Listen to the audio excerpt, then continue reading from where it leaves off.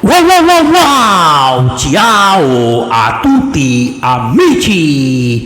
Halo teman-teman semua, ketemu lagi dengan Bung Bob. Wow, malam ini gua mau menginformasikan tentang laporan keuangan Inter musim lalu. Tapi seperti biasa sahabat Bung Bob, sebelum gua melaporkan itu silakan subscribe dan klik loncengnya. Thank you. Nah, sahabat Bung Bob, ini udah ada laporan kan hari ini seperti pembahasan gua tadi bahwa hari ini ada pertemuan antara BOD ya, antara pemegang saham untuk pelaporan keuangan Inter. Nah, ini kan udah ada laporan secara resmi dari website Inter, juga di di Sempre Inter juga ada melaporkan bahwa Inter kerugiannya di musim kemarin itu adalah 140 juta euro. Sahabat Bung Bob tahu berapa duit itu? Gua aja nggak tahu berapa triliun tuh ya. Nah, artinya kan ya Inter ini memang mengalami kerugian, tapi dibanding musim lalu, di musim lalu kan 245 juta ya. Sekarang berarti 140 juta, berarti kan ada penurunan kurang lebih sekitar 105 juta gitu. Artinya kan ini positif sahabat Bung Bob. Kita melihatnya dari segi yang positif. Artinya perusahaan ini sebenarnya grow, Inter ini berkembang ya. Makanya kenapa sebenarnya ada progresnya untuk jauh lebih baik ke depan gitu loh. Nah, ini sedikit gua mau bacain ya. Nah, kan jadi di 2002 Juni kemarin ya, jadi udah ketahuan tuh 140 juta. Nah, sementara pendapatan itu mereka mendapatkan pendapatan itu kurang lebih dari 440 juta euro. Nah, ini langsung dikonfirmasi oleh FC Inter 1908 yang merinci tentang keuangan dewan direksi yang langsung ya. Nah, di sini total pendapatan untuk tahun ini ya berarti kemarin itu 439,6 juta euro, meningkat 75 juta euro dibanding musim sebelumnya waktu Inzaghi pertama itu kurang lebih sekitar 364 juta.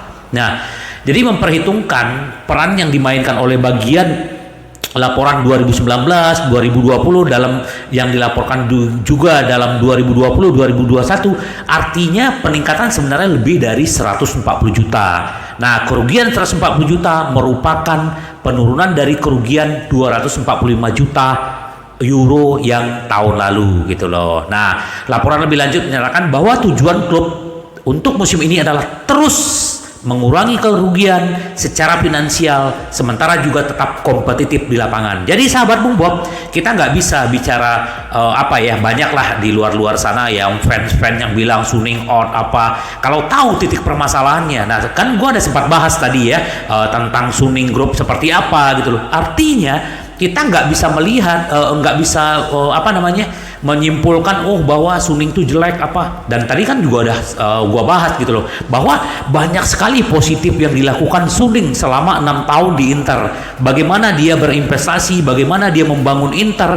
Nah, kita akan lihat ke depan. Ini udah 6 tahun ya, 6 tahun kita udah dapatkan 3 piala. Artinya itu adalah sesuatu yang luar biasa. Sponsor-sponsor kita juga dapatkan banyak sekali perubahan-perubahan di Inter selama 6 tahun Suning di Inter gitu sahabat Bung Bob.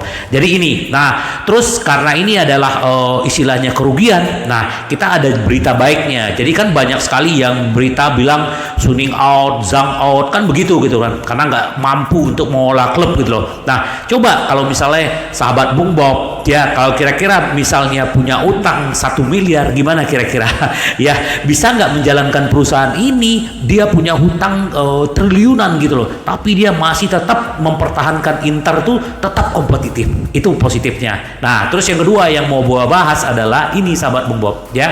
Jadi setelah meeting ini kan juga tadi Presiden Steven Zhang juga bilang gitu loh, bahwa dia sudah mengirim sinyal niat dia untuk masa depan dia di Inter. Jadi ya sahabat Bung Bob, kalau misalnya Suning belum keluar, jangan kecewa dulu ya. Karena kenapa? Dia masih punya hasrat untuk untuk menjalankan Inter. Kecuali nanti ya di November itu kalau misalnya antara pertemuan partai komunis di Tiongkok itu membahas membatasi bahwa Cina tidak boleh lagi berinvestasi di sepak bola internasional, ya kemungkinan bisa aja Inter dijual sama Suning gitu. Tapi kita kan nggak tahu, nggak ada yang tahu ke depan seperti apa. Nah, ini Suning bilang gitu kan. Jadi untuk masa depan Inter dengan suntikan dana yang dimasukkan klub oleh Suning, nah ini menurut edisi cetak hari ini ya, surat kabar yang berbasis di Roma, Corriere dello Sport, yang melaporkan bahwa sumber yang dekat dengan presiden memastikan bahwa dia tidak akan membiarkan Inter tidak akan membiarkan klub gagal membayar pinjaman mereka dari Oaktree Capital, dan bahwa rencananya masih mencari investasi dari minoritas pemegang saham. Ya, mungkin ada dari sahabat Bung Bob atau Interisti yang duitnya banyak, boleh nih ambil saham minoritasnya Inter, ya kenapa enggak gitu, kan bisa bantu Inter gitu loh, benar nggak sahabat Bung Bob? Jadi Inter akan mengkonfirmasi, ya tadi kan udah dibilang kerugiannya seperti apa. Nah, ya ada yang paling penting bagi Inter adalah mereka menunjukkan bahwa tidak ada hutang lebih lanjut yang perlu diambil, dan presiden tampaknya merasa bahwa dia dapat melanjutkan dan menjamin likuiditas di klub meskipun terus mengalami kerugian. Nah, pinjaman kan akan jatuh nanti di 2024 ya sahabat Bung Bob, dan saat ini tak jelas bagaimana pinjaman tersebut akan dilunasi. Penting mengingat kemungkinan bahwa Oaktree dapat mengambil alih Nerazzurri jika Suning gagal membayar utang. Nah, kalau Suning gagal bayar utang di 2024 berarti kan masih ada 2 tahun nih. Nah, ini yang mereka lagi kerjakan. Apakah mau dijual, apakah mencari investor yang minoritas yang masuk ke Inter. Nah, itu sahabat Bung Bob, ini pekerjaan yang nggak gampang ya sahabat Bung Bob ya. Kalau kita ngomong gampang, Suning out, Suning nggak becus apa-apa, kan begitu gitu ya. Nah, itu. Nah, penjualan nama besar masih tak terhindarkan Juni tahun depan. Sementara Suning selalu mencari investasi klub untuk mendatangkan lebih banyak uang. Namun, suntikan dana untuk menutupi kerugian tahun anggaran yang baru saja berlalu tampaknya menjadi pertanda penting terkait niat presiden. Nah, ini sahabat Bung Bob. Jadi memang seperti pembahasan gua juga sebelum-sebelumnya, bahwa ya yang namanya perusahaan untuk menyuntik dana untuk supaya tetap operasional tim berjalan, artinya ya harus ada penjualan pemain besar gitu loh. Nah, sahabat Bung Bob, apakah itu siapa yang akan dijual? Apakah Lautaro atau Nicola Barella? Nggak tahu kan, tapi ternyata bukan itu yang mau dijual. Nah, ini satu hal ya sahabat Bung Bob. Jadi yang akan dijual itu ini menurut menurut berita hari ini ya. Jadi ini Denzel Dumfries dan Robin Gosens tampaknya menjadi 2 pemain yang paling mungkin dijual di beberapa jendela transfer berikutnya, karena Inter berupaya memenuhi target keuangan yang gagal mereka lakukan di jendela transfer musim panas kemarin yang baru saja berlalu. Kenapa? Karena kita tidak ada menjual pemain-pemain besar, tidak ada, hanya Casade, hanya si Pinamonti, itu pun pinjam gitu loh. Jadi itu tidak menutup. Nah ini menurut edisi cetak hari ini ya, surat kabar Tutto Sport yang berbasis di Turin ya melaporkan bahwa Nerazzurri harus melakukan penjualan besar sebelum Juni 2023 ya.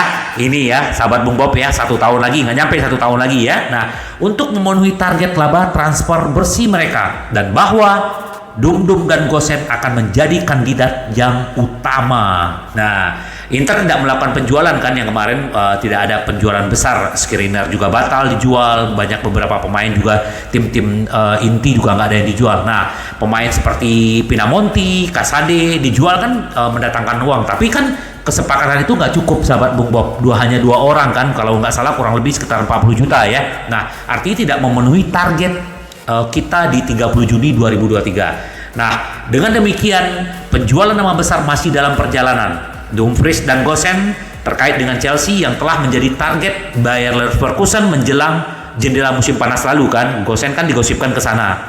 Ini menjadi kandidat utama. Nah, sementara itu Milan Skriniar, Stefan de Vrij sama-sama memiliki kontrak hanya sampai Juni 2023. Nah, pada Januari akan menjadi kemungkinan keadaan berjalan seperti ya, bisa aja mereka nggak perpanjang kontrak dan mereka pergi secara free, atau Inter akan jual mereka di Januari supaya mendapatkan uang daripada rugi ya.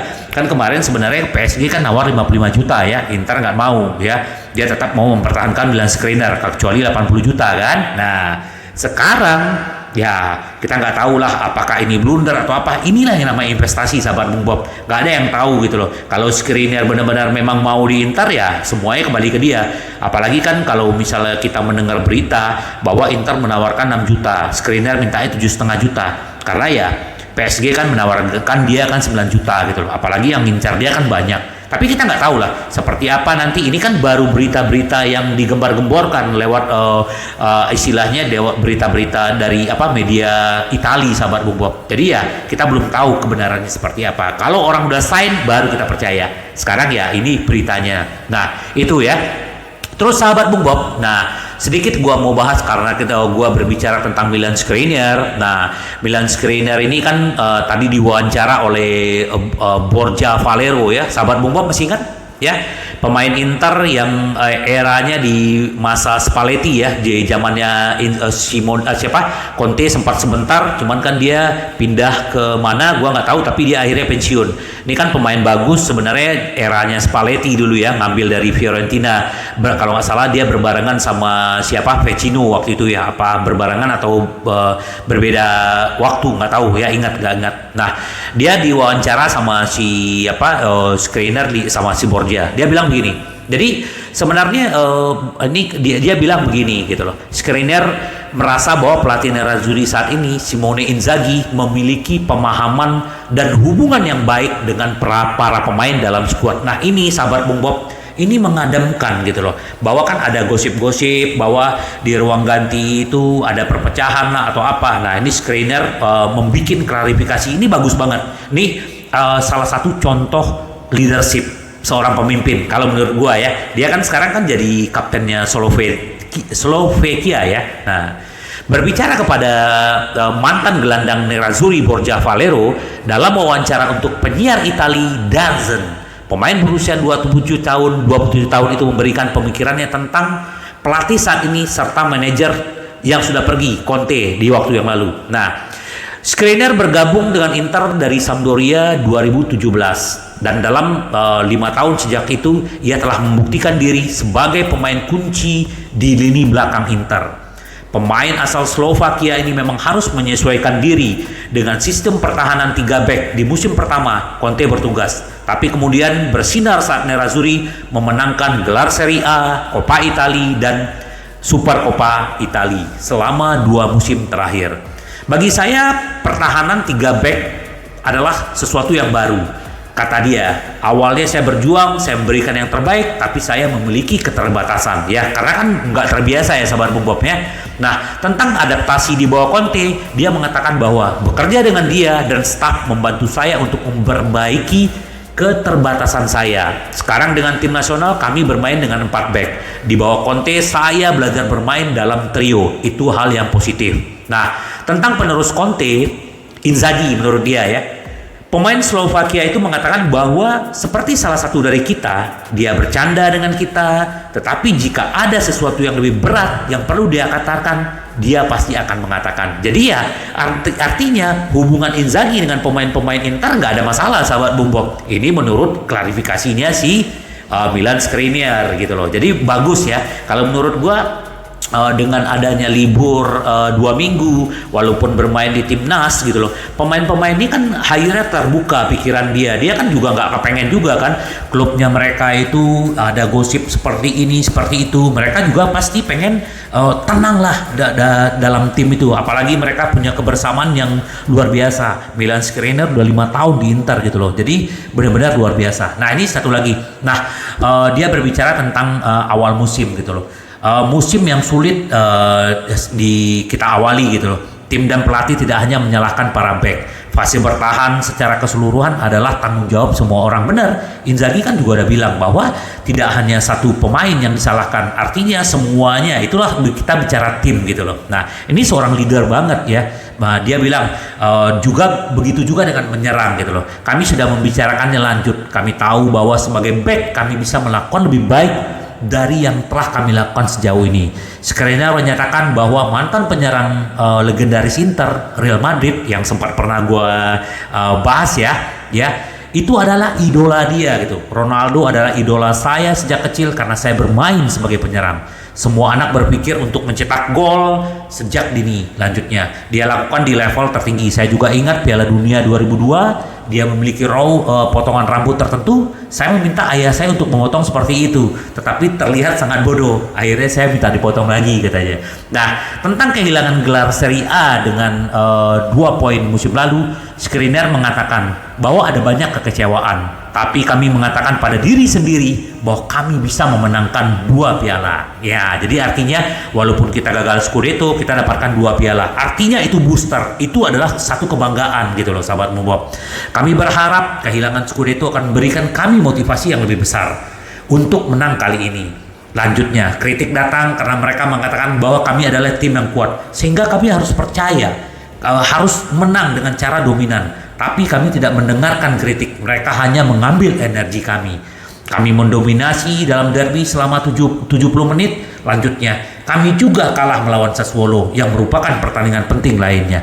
Dan kemudian ada juga Milan yang harus diberi banyak pujian karena pertandingan mereka sangat sulit dan mereka memenangkan semuanya. Nah, ini luar biasa gitu loh, mengakui kehebatan tim lain gitu. Bukan hanya kami yang kalah, mereka juga pantas mendapatkan pujian besar. Skriniar menutup dengan berbicara tentang hubungannya dengan penggemar, menyatakan bahwa saya selalu berusaha memberikan yang terbaik untuk tim ini, berjuang untuk setiap bola. Mungkin itu sebabnya para penggemar tampaknya mencintai saya. Saya memiliki hubungan yang baik dengan mereka dan sangat bagus. Luar biasa nggak, sahabat Bobob? Jadi benar-benar Skriniar ini memang dia punya jiwa pemimpin.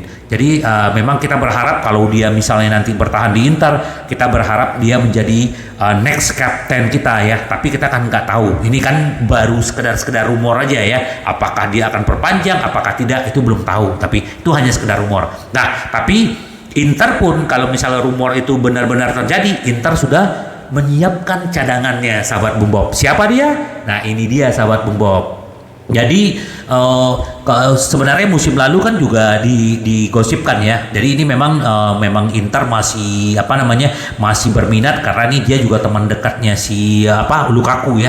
Ini back Chelsea, Trevoh Chalobah masih menjadi pemain yang sangat banyak di radar Inter, dan mereka bisa pindah untuk pemain berusia 23 tahun tuh selama jendela transfer Januari jika Milan Skriniar meninggalkan klub. Bisa aja, ini bagus pemainnya. Nah, ini menurut edisi cetak hari ini dari surat kabar berbasis di Milan, Gazzetta dello Sport melaporkan bahwa Nerazzurri dapat melanjutkan minat mereka untuk pemain muda Inggris ini jika Skriniar dijual pada Januari. Chalobah telah menjadi target Inter selama tahap akhir jendela transfer musim panas.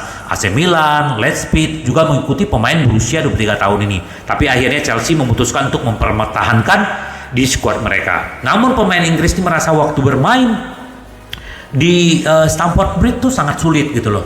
Jadi dia lagi memikirkan opsi ke depan seperti apa, mungkin di Januari nanti. Nah, Nerazzurri berusaha mencari penguatan pertahanan jika mereka tidak dapat menyetujui perpanjang kontrak Skriniar gitu ya.